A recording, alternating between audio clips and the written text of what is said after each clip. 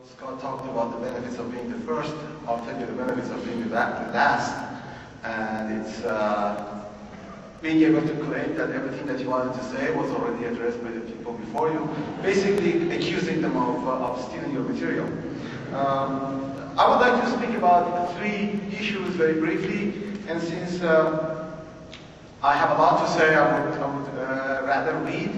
And while one of my commandments to my students never to read a paper in a gathering.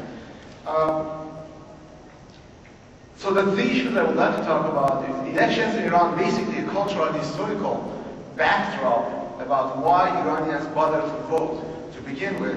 And then I would like to briefly talk about the recent March 14th elections and then tie it to the nuclear standoff. A representative democracy grafted onto the body of a modern Islamic theocracy.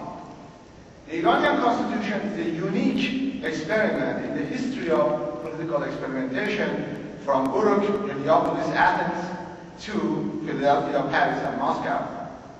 In the last 30 years, an uneasy, if fascinating symbiosis has developed in Iran between democracy and theocracy.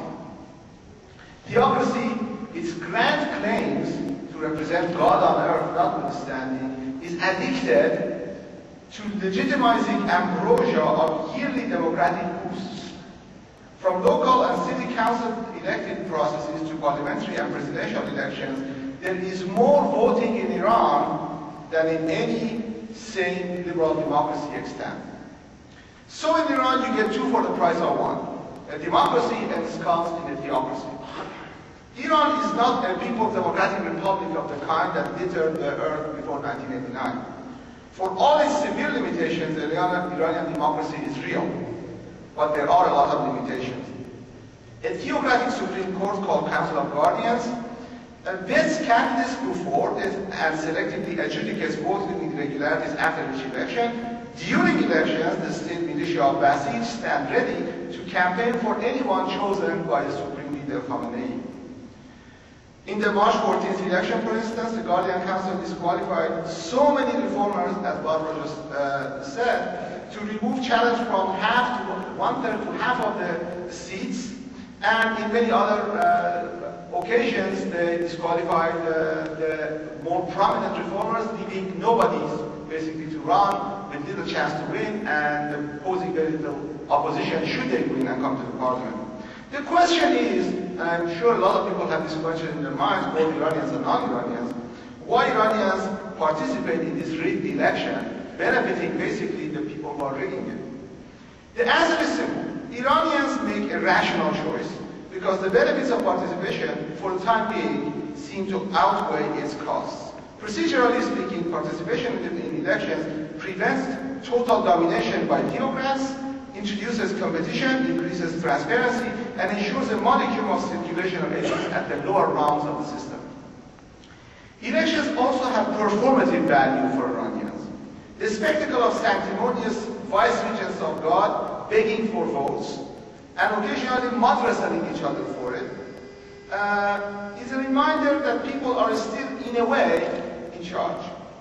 It is entertaining, if nothing else, to see winged politicians hire polling experts and image consultants, very much like American elections. This last election in Iran was very, very similar to what you see in American elections. Meeting with their constituents to fib and cajole and justify and all the other wonderful things that politicians seem to do during elections. Of course, the system is rigged in favor of theocracy. But a bit of luck and a huge landslide can overwhelm the theocratic stopgaps and lead to historical victories such as that enjoyed by Muhammad Khatami in 1997. In other words, theocrats really have rigged the system to benefit themselves, but the landslide can really produce changes. The Iranian choice to participate in elections also is conditioned by lack of alternatives.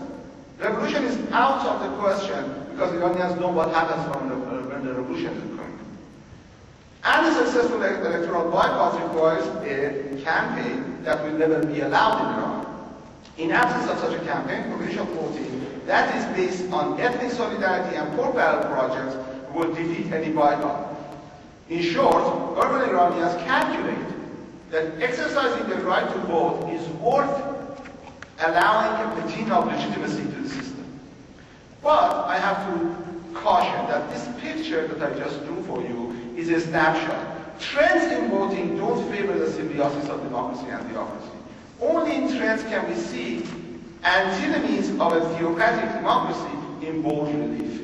In order to harness a recalcitrant democracy to its legitimizing purposes, the ruling Iranian theocracy uses legal and extra-legal tools, as were outlined by both previous speakers. The natural progression of democratic trends will erode theocratic rule, while a heavy hand in controlling it will lead to voter apathy. So the position of the theocracy in Iran is not really that ambiguous.